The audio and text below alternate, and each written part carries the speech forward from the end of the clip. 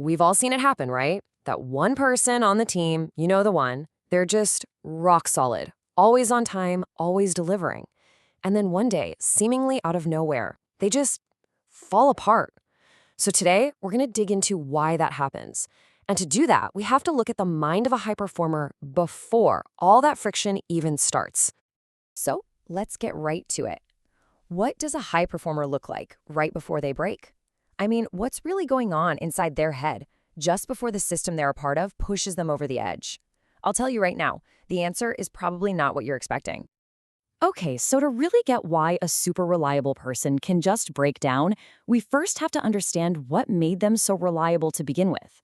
We need to establish what we're calling their functional baseline, basically how their mind is wired to work when things are, normal, long before it ever runs into a hostile or toxic system. And this is a really important point. We're not talking about some perfect, flawless mind here. Not at all. We're talking about a predictable one, a consistent, conscientious mind, the kind that honestly most organizations are built on. And if we don't understand this starting point, it's just way too easy to look at the eventual collapse and write it off as some kind of personal weakness. And trust me, it is anything but. So what are the actual building blocks of this kind of reliability? Well, our analysis shows it really boils down to three core components that create this highly conscientious mind. Let's break them down. Okay. First up is just their basic psychological temperament. We're talking about people who are naturally high in conscientiousness, and they tend to be moderately introverted. Now, their motivation, it's not about getting a pat on the back or winning some competition. Nope, it's internal. It comes from that quiet satisfaction of just doing a job right and meeting their own incredibly high standards. They're all about stability, not drama or conflict. All right, next, let's talk about their core beliefs about work itself. And this really grows out of that temperament we just mentioned. For them, work isn't just a paycheck. It has this moral quality to it.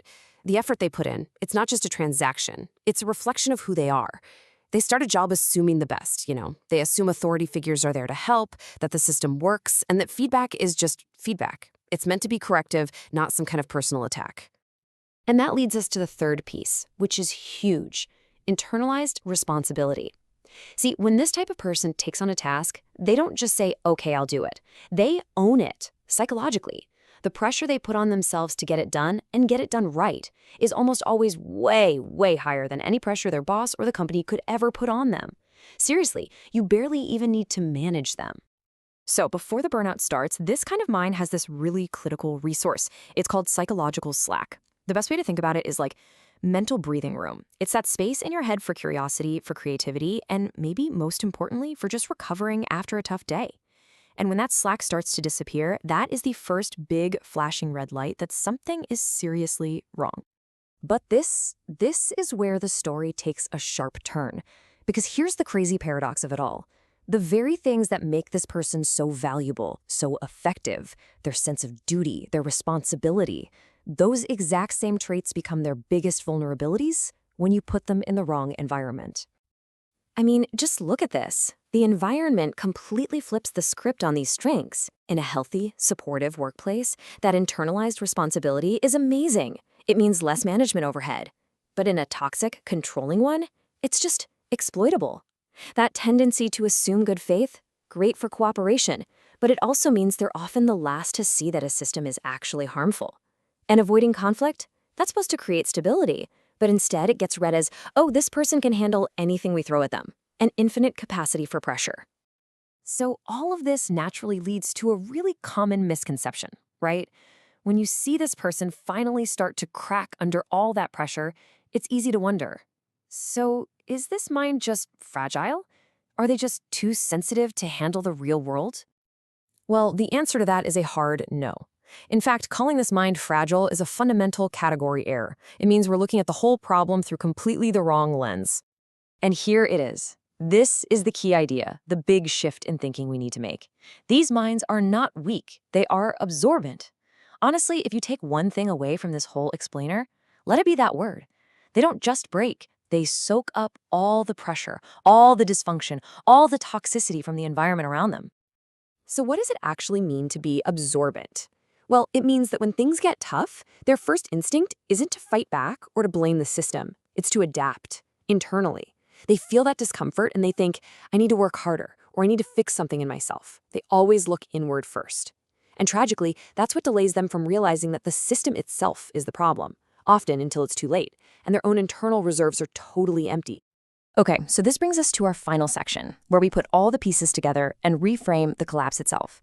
Because once you start looking at it through this new lens, through the idea of an absorbent mind, the whole picture just completely changes.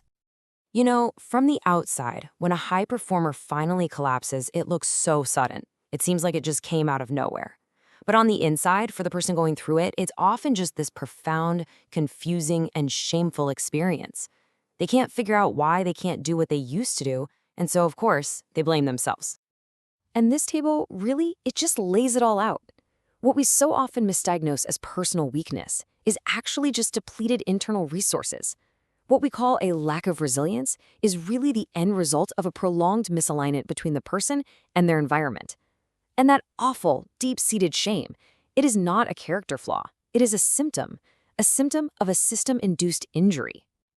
So let's be absolutely clear on the final diagnosis here. The collapse wasn't some sudden revelation of weakness. No, it was evidence. Evidence of prolonged misalignment. It was proof of what happens when a person who is perfectly wired for a healthy system is forced to operate for too long in an unhealthy one. And so that leaves us with one last, and I think pretty profound question to think about. If our organizations, our systems, are set up in a way that they are actively injuring the most reliable, the most conscientious people inside them, the very people they need to survive, then who is it that really needs to change?